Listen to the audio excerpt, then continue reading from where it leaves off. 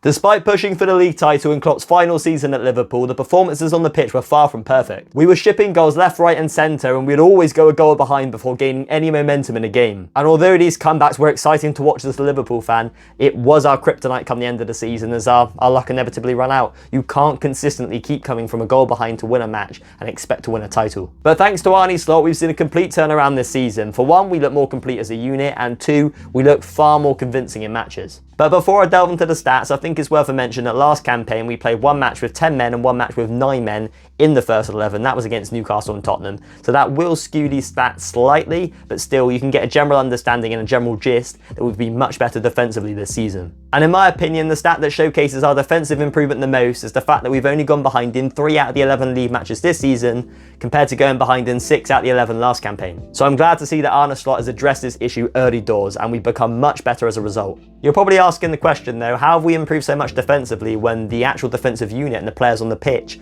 are the exact same as last campaign? Well, ultimately it's down to Arne Slot's system. For starters, we're more patient in our build-up play. When Arne Slot is building up with this Liverpool team, they're more composed, they're more controlled than under Jurgen Klopp. Under Jurgen Klopp, they'd often look for the switch of play or that line-splitting pass on every occasion possible. But under Arne Slot, we look to play the ball around and fashion an opening that way because it's less risk. Yes, the reward may not be as much and you might not score as many goals, but the risk is far less by playing this style of play. As under Klopp, you'd often see us lose the ball in the vulnerable area and suffer the consequences, whereas under Slot that happens far less often.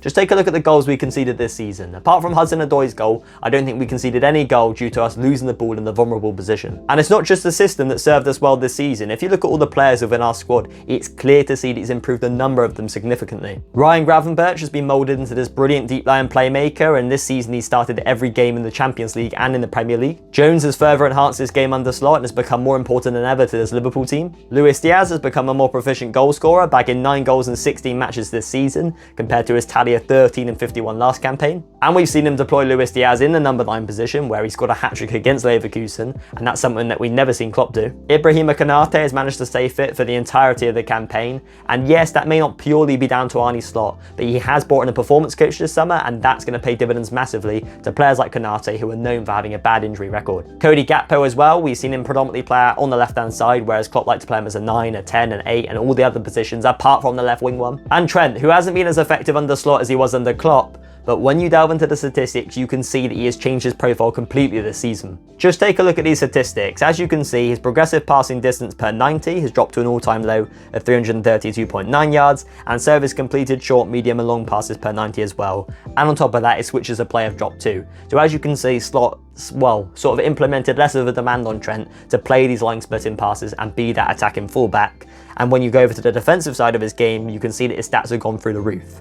His tackles won per 90 are an all-time high of 2.50, and his tackles and interceptions made per 90 are at an all-time high of 4.06. So as you can see, he's been moulded into a more conventional right back. But why is Arne Slot doing this? Is he doing this because it just fits his system better? Or is he doing this because, well, he's expecting Trent to leave next summer, and when we bring in a new right back or promote Conor Bradley, there won't be as much of an emphasis on that right back being the main creative outlet for our team. Because if Slot builds the whole team around Trent being the main creative outlet, when he does go, well, if he does go, and we bring in a new right back, it's going to be impossible for them to replicate his numbers. And in turn, we'd see a drop off in performances. Don't get me wrong though, it hasn't been all plain sailing during Slot's first few months at Liverpool Football Club, as we have seen a few weaknesses in his system as well. For example, Chelsea and Arsenal have managed to expose the 4-2-3-1 shape that Slot deploys and pick out a few little weaknesses in his system. Versus Chelsea, we saw Palmer drag Jones out wide when Chelsea were in possession to create space for Caicedo and Latvia in midfield. This was clever from Maresca because Jones was instructed to man-mark Palmer, and if he's dragged him out of that midfield, it creates space in there for his 2 double pivots to operate. While against Arsenal, we witness Havertz drift out wide into the right half space due to Saka pinning back Robertson,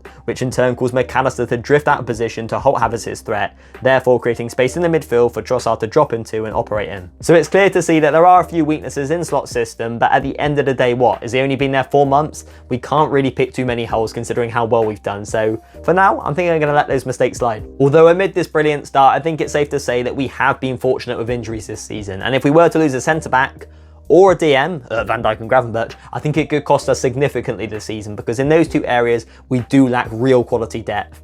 and numbers as well. But all in all, I'm really happy with how Slot started. He's hit the ground running straight away, and although this team may not be as good as Klopp's best Liverpool team, it's better than the one that we saw last campaign, and that is the most important thing. Anyway guys, if you've enjoyed this video, hit the like button and the subscribe button, and comment down below if Liverpool can win the Premier League or the Champions League this season. Do you think they have the resources? Do you think Slot has the tactical nous? And do you think they'll be lucky enough with injuries to claim one of those prizes, or if not both of them?